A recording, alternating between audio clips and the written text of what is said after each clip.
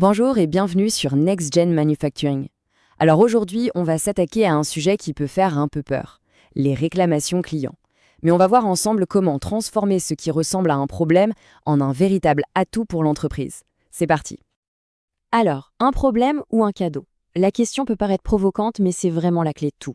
Toute cette analyse va justement nous montrer pourquoi un retour client, même négatif, c'est en fait une donnée qui a une valeur immense. C'est une chance, une vraie opportunité de devenir meilleur. Voilà le programme qu'on va suivre.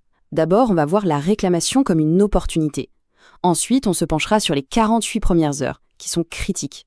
Troisième point, comment trouver la cause racine du problème.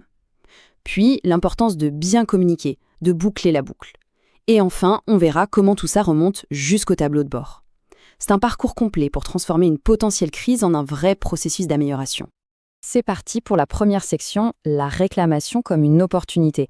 Et là, le point de départ, c'est de bien comprendre la nature du retour qu'on reçoit.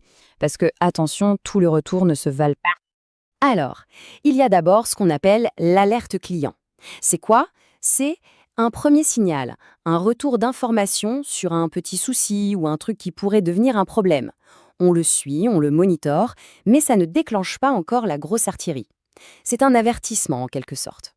Et puis, il y a la réclamation client. Et là, attention, on n'est plus dans le même registre. C'est une plainte officielle, formelle, pour un défaut bien réel sur un produit. Celle-là, on est obligé de l'enregistrer et de lancer une enquête sérieuse.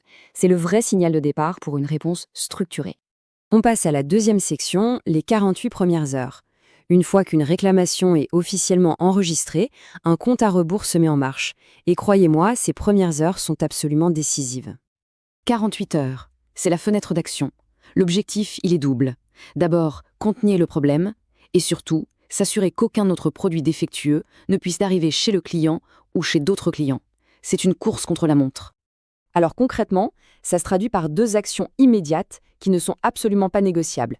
Primo, on enregistre officiellement la réclamation dans le système. Deuxio, on sécurise immédiatement tous les stocks qui pourraient être concernés. Et quand on dit sécuriser les stocks, c'est un travail exhaustif. Ça veut dire qu'il faut aller vérifier tout ce qui est en cours de production. Il faut inspecter les produits finis qui sont encore chez nous, mais ça ne s'arrête pas là. Il faut aussi contrôler les stocks qui sont peut-être chez des partenaires ou dans d'autres entrepôts. Et, point très important, on met une alerte qualité pour que les futures productions soient sous surveillance. Le but, c'est vraiment de créer un cordon de sécurité pour isoler le problème. Troisième section, trouver la cause racine. Bon, là on a maîtrisé l'urgence, la situation est sous contrôle. Maintenant, le vrai travail d'enquête commence. Il faut comprendre ce qui s'est passé et surtout, pourquoi ça s'est passé. Mais attention, avant de mobiliser toute une équipe et de lancer une enquête de grande envergure, il y a une première étape indispensable. Est-ce que cette réclamation est bien valide? Parce qu'en fait, il peut y avoir plusieurs raisons qui expliquent que le problème ne vient pas directement de la production. Par exemple, le produit a pu être endommagé pendant le stockage chez le client.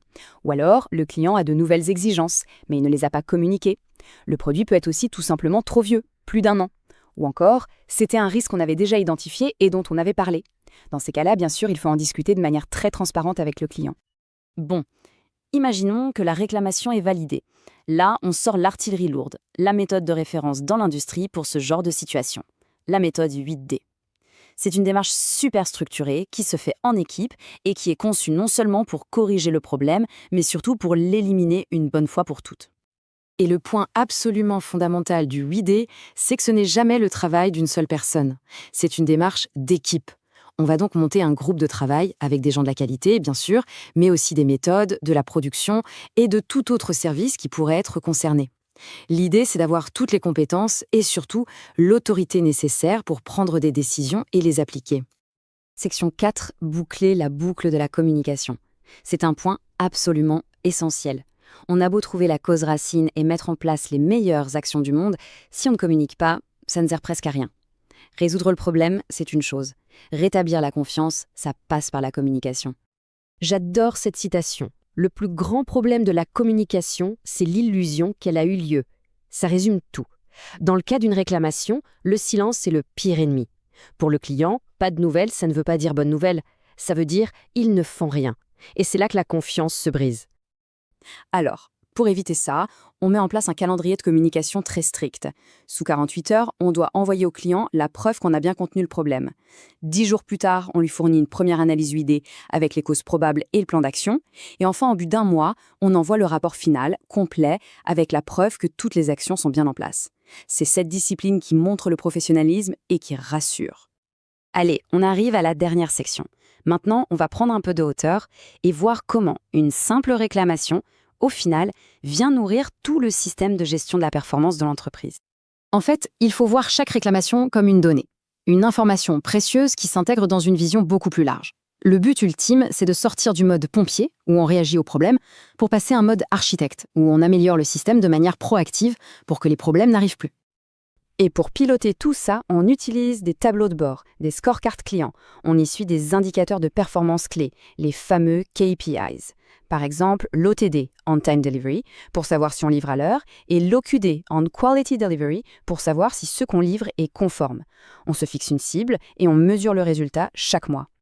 Mais le plus important, c'est ce qu'on fait de ces données. Elles ne sont pas là juste pour faire joli, elles sont au cœur des réunions mensuelles pour revoir les plans d'action, elles viennent nourrir les grands tableaux de bord de performance de l'usine, elles servent à préparer les synthèses sur la qualité et bien sûr, elles nous aident à définir les objectifs pour le futur. C'est vraiment le moteur de la prise de décision. Et on termine avec cette question, qui est finalement la plus importante de toutes. C'est bien beau de corriger un processus, mais est-ce que la confiance du client a été regagnée? Parce que l'objectif final, il est là. Ce n'est pas juste de fermer un ticket dans un système, c'est de sortir de cette épreuve avec une relation client encore plus forte qu'avant. C'est ça le véritable enjeu.